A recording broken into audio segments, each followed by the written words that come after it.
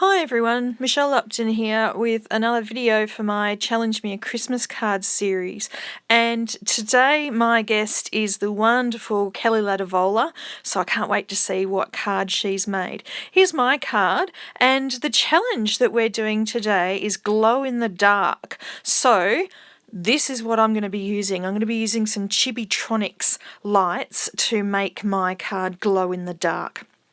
So I'm starting with these stamps. I've got Hero Arts and some Mama Elephant stamps. And I'm going to make a little snowy scene. So let me just tell you a little bit about this video. Most of the stuff that I'm doing right now is fairly standard. I'm doing some die cutting, I'm doing some ink blending, I'm doing some really, really simple Copic colouring. But these videos that I've been doing for the last few Challenge Me a Christmas cards came about because of a conversation with Kelly. And as you know, Kelly makes so many cards and she does videos for almost every single one, honestly. And I don't make very many videos at all. I don't seem to have the patience. But she encouraged me to make some more videos, especially for this Christmas series. So I took her up on the challenge and I made a few videos. So another thing that we talked about when we were talking about videos is how when you actually make a card, or when I make a card and when Kelly makes a card, there seems to be a lot of things that go wrong along the way. Now, making a video of it is really nice because you get to edit out the boo-boos. But if the soundtrack was actually going of this video and I didn't edit it out, one thing that would happen is the video would go for like an hour and 20 minutes. I kid you not, that's how long it took me to make this card. But secondly, there would be a lot of swearing in this video because so many things went wrong and I just have to bleep out half of the audio because of all these things that went wrong. Some of them are just little things, some of them were pretty big things, and you'll see one of them later on. I actually left it in to show you that things aren't all rosy when you make cards. But Kelly agreed with me that there's a whole lot of swearing in card making when things go wrong, and we joked about how we should actually set up a separate channel for the warts and all version of card making with all the swearing just left in. I'm not quite sure how well that would go down in the crafting community. I don't know how well it would go down on YouTube, but hey, it makes me giggle every time I think about it. All right, so you can see I've used a couple of different colouring media here. I used ink blending with some Distress Oxide inks on the very stylised tree there. I've used Copic colouring, really simple Copic colouring on the two little reindeer and on the star at the top of the tree.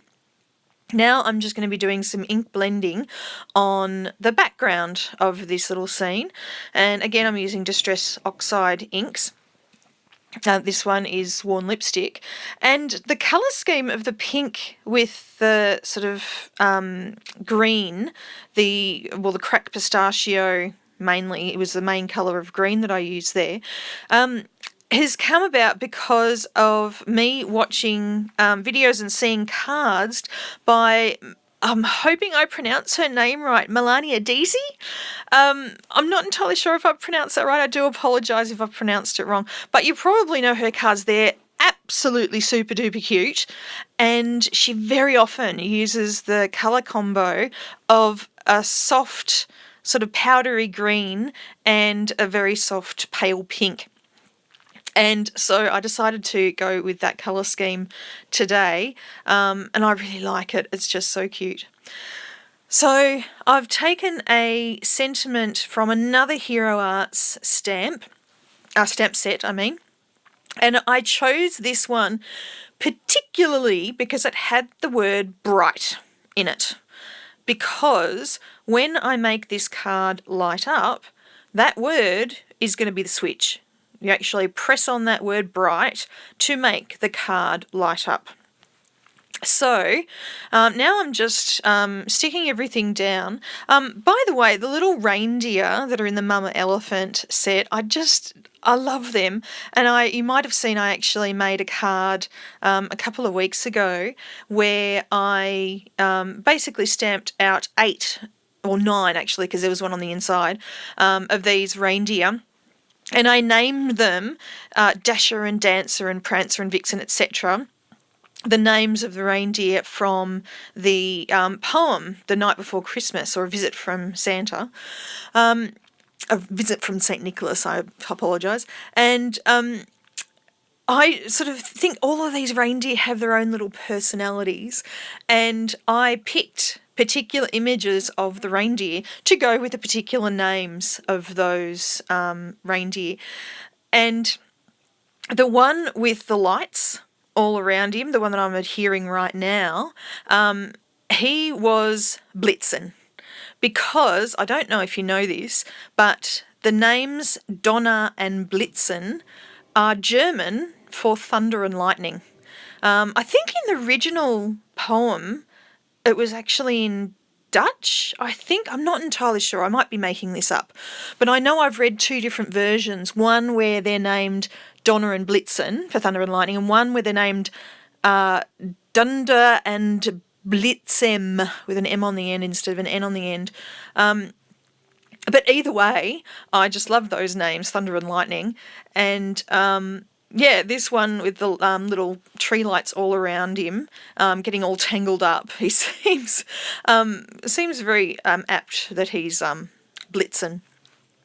All right, now, I don't know if you've seen what I've done. I've taken a mouse pad and turned it upside down, and I've cut another piece of cardstock just slightly smaller than my panel, and I've just used my paper piercer to punch holes where I want the lights to be showing. I've labelled those holes with the colour of the light that I want to go through it, and now I'm drawing on the circuit for the Chibitronics lights.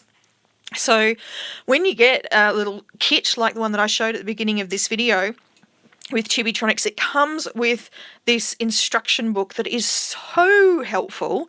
It's really awesome, and it makes it really, really easy to figure out how to actually make a circuit like this. Now, this is only the 3rd Chibitronics card I've ever made, and the other ones only had 1 light in them each, so the other two cards were 1 light each, but I hadn't used these red and blue and yellow lights. The kit that I have comes with red, blue and yellow lights, 2 of each, and then it also comes with some white lights, which I haven't used all of the white lights yet, but just in this card I'm using all of the yellow, blue and red lights.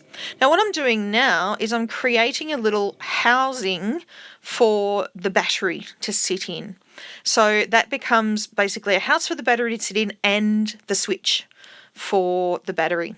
Because you don't want the card to be switched on, the lights to be switched on all the time, because that's just going to drain the battery.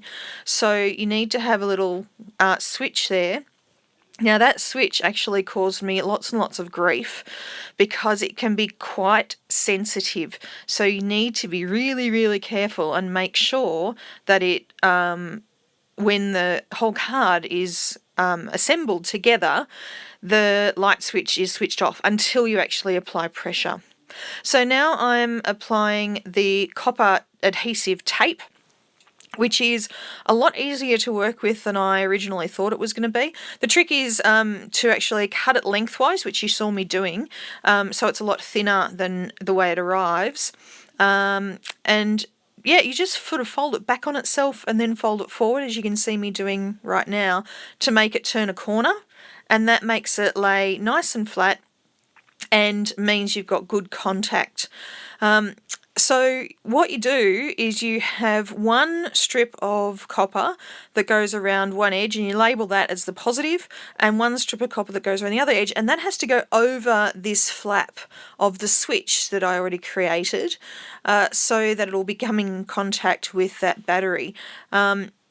So you have one line of copper that is labelled positive, one line of copper that is labelled negative, and then you have to line up the lights so that they are all facing in the same direction according to those plus and minuses, the positive and negative. So now I'm just going to test the first one. Yay, it works! So I just added all of the different lights, the 6 that I'd had, and they all worked perfectly, so that made me very, very happy. Now, the next bit that you do is the bit that I struggle with the most. So this is the bit that took by far the longest amount of time in this card, this entire card, and that is basically creating a layer of foam tape between the circuit board that you've created and the card front panel. So you can see I've got lots and lots of tiny little bits of the foam tape, but the reason it takes me so long is that I don't like the fact that when you have the light shining, you can actually see where that foam tape is. So I had to create a space in the foam tape that looked aesthetically pleasing when the light was shining. So in other words, I wanted the space around the tree to be triangular so that the light shining was triangular as well. Now, in one of the other cards that I've made with Chewytronics, I actually die cut a shape in some fun foam. But with this one, because I had so many lights and the switch was off to the side, I thought, oh, cutting out the fun foam might be tricky. So I just did it with the foam tape, but it took me ages. And now I'm actually having to finagle the switch because it just didn't want to sit right. It kept turning on the whole time without me even pressing on it, so I had to add a bit more foam tape around that. So I've cut out a lot from the video here, but all's well that ends well. And now I'm just adhering the whole thing to a nice card front. Of course, on the inside of this card, I will write a little note for the recipient to press on bright. Now, your video hasn't gone. I've just turned the lights off so you can see what it looks like in the dark. Alright, so I hope you have enjoyed this video. I hope you also go and visit Kelly's blog and her YouTube channel, because I'm sure that what she has in store for you is absolutely fabulous. Thanks for watching. Bye!